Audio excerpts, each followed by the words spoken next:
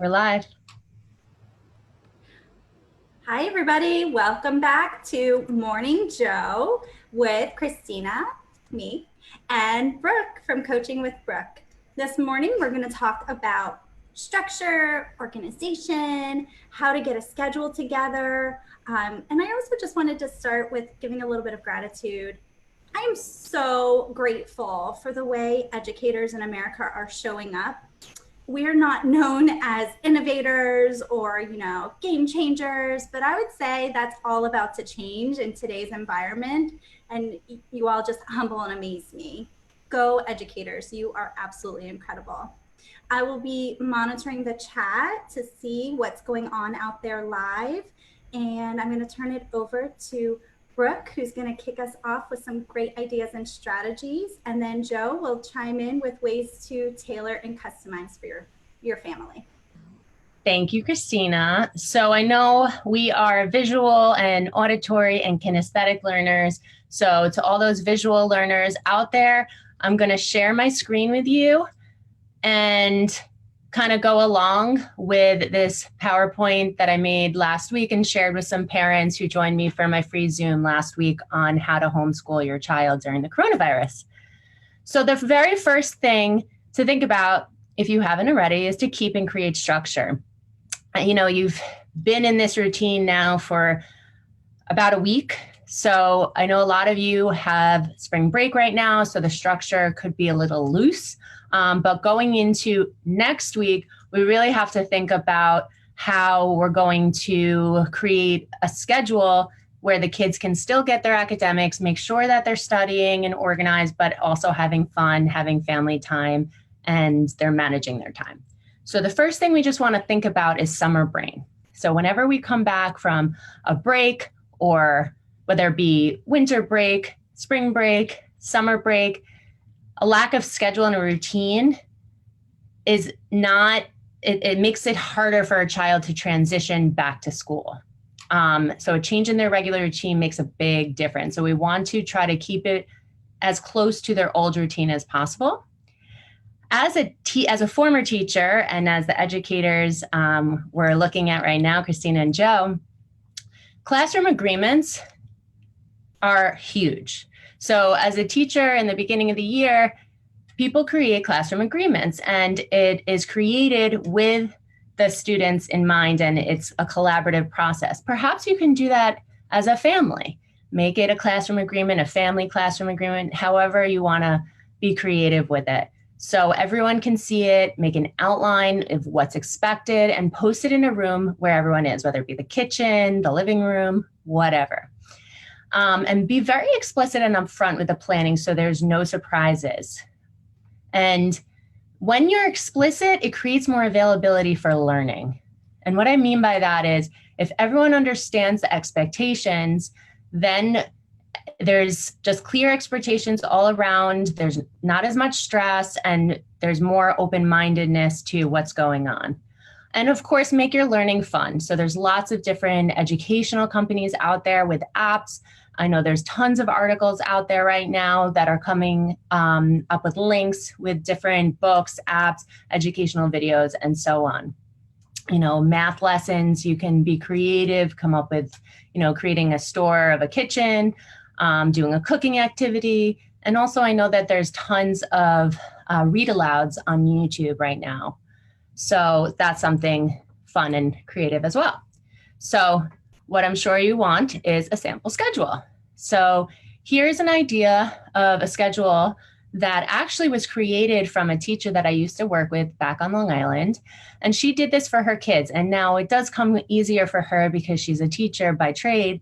However, here's an example of a schedule that she created with her kids. Every day from 8:30 to 9:30, they're doing classwork of some sort. So their teachers have given them classwork.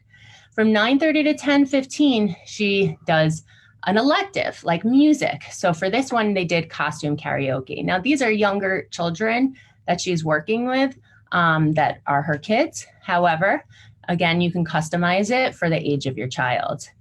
There's Cosmic Kids Yoga on YouTube. She created a science experiment with oil and water, lunch, recess, and the recess, have them come up with examples of what recess looks like given the confinements of the current situation. Dear, drop everything and read, pick up a book and read for 30 minutes. At 2 o'clock, there's Dan Gutman Read Aloud. I know there's Miss Laurie's Stories as well. That's on YouTube that you can look at. Online learning, play with chalkboards, make a fort using the couch and sheets. So you can see this is super creative, but the biggest thing that you can see in the schedule is that there's the 8:30 to 9:30 classwork, the lunch is the same time every day, the recess is the same time every day, and showers and dinners are the same time every day.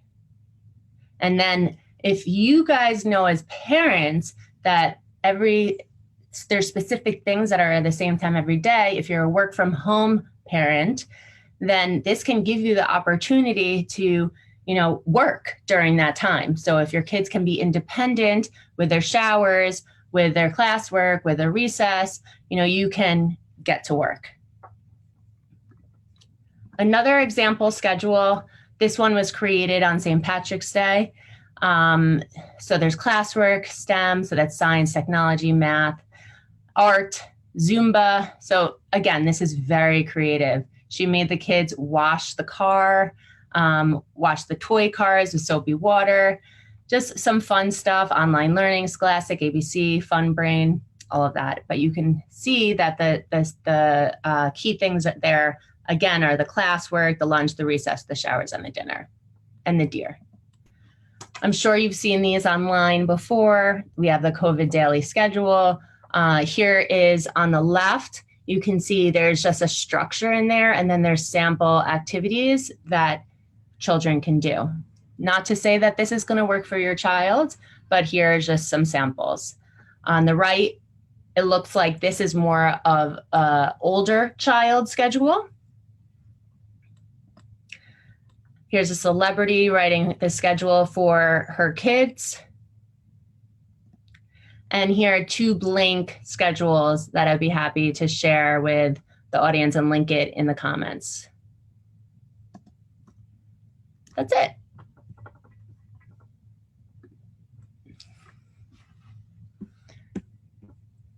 Brooke, you hit on something there that just kind of blew me away, because it points to one of the ongoing conversations that's happening online with educators, where one of the biggest concerns that we have going into this kind of undetermined amount of time that we're going to be in this new normal is that summer brain, that summer loss, right? That we know what that looks like. We've been able to research it for the last, 100 years, but what that looks like when it's not 2.5 months over the summer, but what it looks like when a student who might not be as organized, who might not have the structure, who's kind of going into summer, let's call it in March, and they have all of April, all of May, and then June, and then July, that we're not even sure what August might look like for us. Right. Truthfully, man, you starting there, I think was a home run, because it really does kind of frame the importance of why it is that we have these structures and these routines kind of put into place. And I think in a lot of ways, if you look at what we've covered the last couple of days, the idea of staying focused and holding ourselves accountable and having a growth mindset, I think in many ways we might be able to see this as like the most practical day-to-day manifestation of all of that kind of brought together, and what that looks like in real life, where it's we as professionals are working from home, our little ones are doing school from home, and we kind of have to put all of those things into practice. How do we stay focused? How do we hold ourselves accountable? How do we maintain that growth mindset and still getting our stuff done? And this is what it looks like. This is what, when the rubber meets the road, having a schedule, having a to-do list, having some kind of framework in place. And I think the examples that you showed us had something inherent to it that was already kind of baked into the bread of it, but that I wanted to just kind of point out separately, because I think it's totally worth it. And it's the idea of being able to maintain flexibility in what your day-to-day looks like, and being able to take advantage of catering that routine or catering that schedule to your needs or to your son or daughter's needs, and being able to kind of match certain items and when they need to get done and what it is that needs to get done to your strengths or your personality or your child's strengths or your child's personality. And I think one of the easy examples that came to mind when I was thinking of this over the last couple of days is like the idea of being a morning person or an evening person or an afternoon person. And for the first time, maybe for many of us, we have some level of control where we can dictate what our day looks like and when do we want to highlight and emphasize certain things that we need to get done in a timely manner that works for us.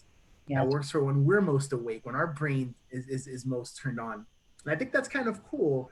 I know for me, I'm like totally a night owl. And that's been a really cool thing for me this last couple of weeks is I get to do my work at 11:30 or 12 o'clock at night when other people might want to be sleeping. And I don't want to be sleeping. I want to be doing work. That's when my brain, I think, is at its best. So I think that's an important thing that Brooke's examples showed us that. We saw how they were tailored and customized and some things were happening in the morning and they wanted to maintain consistency with the start of the day and lunchtime. But I think it was worth emphasizing that that's an important part of it. And it's a part that should be empowering to us. Like, hey, I get to kind of dictate what this looks like. So for my child who might not have their math brain on at 8:30 in the morning, we're not doing math at 8:30 in the morning. We're going to do math a little bit later in the day. We're going to do it when it works a little bit better for them.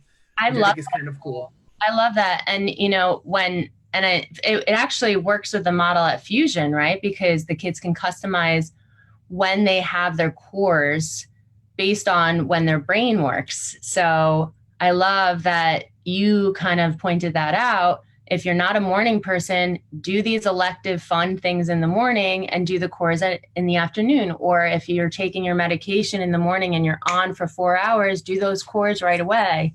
Exactly. No, you are spot on, Brooke. And I think an idea that I hope will help us feel supported in this and kind of alleviate some of the pressure, which I know we're all feeling pressure because we're trying to get it right. And it's a concept that I've used often with students and it seems to work. It kind of seems to have this, oh, okay, kind of impact or effect, which I think we all need, is the idea of we're pursuing better, not perfect, right? The idea of being better, not perfect, right? Perfection is incredibly difficult. What's that? What is perfect? I think it's the pursuit that we constantly find ourselves in without realizing like, we're never going to get there. Like, that's not us. We don't do that. We don't do perfect in anything.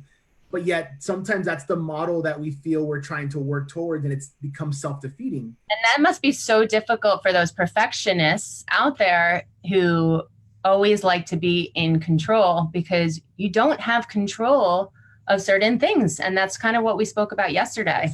What you can control. Sorry about that. I think Christina is muted. It worked. Another thing to keep in mind is that mental health of the student or the family comes first, right? You can't learn academically without social emotional wellness. So if the schedule is too rigorous or if it's throwing you off kilter, it's throwing things off balance, don't keep pushing through to learn your 5s times tables if we're throwing a tantrum on the floor. Like, stop, have a minute, talk through the frustrations, the emotions, how the individuals are feeling, and then you'll be to a better place where you're open to learning. So be prepared to just take that schedule and rip it up, and that being a perfect day, because we can't plan for how we're feeling sometimes. And so just keeping in mind that academic success comes from social emotional well-being first. And I think that that's so true. And it goes for parents too and adults. I mean, when we get frustrated and our executive functions, everything's chaotic, our executive functions shut down and we can't think about you stressing over your keys in your bag. When you can't find it, you're not going to find your keys. So you just got to take a moment. So I think that's a really important point that you brought up just for everyone during this time. Take a moment and just like simplify things, stop, or delegate. Yeah, we're at a time where we have that flexibility to do it, to be empowered by that. Yeah. But do create your dream plan. Totally. Just be prepared to say like, hey, the dream plan was a dream and that's okay. Maybe tomorrow we'll dream again. That's right. Tomorrow's another day, another attempt. to get a little bit better. Not perfect, but better. Right, because because everything's changing, so nothing can be perfect. If time stopped, then we could be perfect, and all of us can figure out what perfect is. But there is no such thing as perfect. I love it. Thank you so much, everybody, for joining Morning Joe with Christina and Brooke. We will be here again tomorrow, 9:30 Eastern, where we'll be talking about how to shake it up and have a good time. So bring your fun hats. We'll be here. Bye, everyone.